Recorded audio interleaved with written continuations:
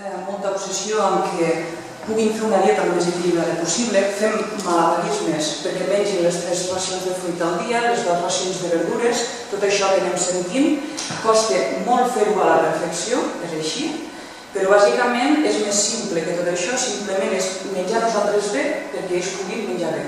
La meitat dels nens espanyols tenen un problema de pes. Perquè hi ha un tema molt important, que és la indústria alimentària.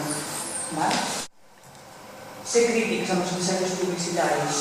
Quan nosaltres rebem una informació com a pares, visual, que sigui pels mitjans de la televisió, publicitat, escrita, la ràdio, que sigui, han de ser una mica crítics i veure el que ens estan volent dir i el que realment és això. Fiquem a la mà de la porta de l'escola a les 5 de la tarda quan surten, és una barbaritat el que es veu allà. Fruita se'n veu poquíssima.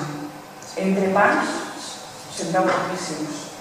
Lactància materna de forma exclusiva i a demanda, l'Associació Espanyola de Pediatria d'Atenció Primària és el que recomana, ha de ser l'aliment d'elecció durant els 6 primers mesos de vida.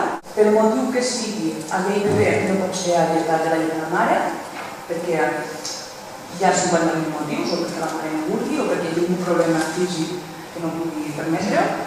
Igualment, la llet amb el biberó serà a demanda. Un nen sa, a igual edat, un pot necessitar la meitat de calories que un altre. No hi ha nens malmenjadors. Simplement aquell nen menja menys que un altre nen de la seva edat, però per això no vol dir que això sigui una patologia o que aquell nen tingui algun problema.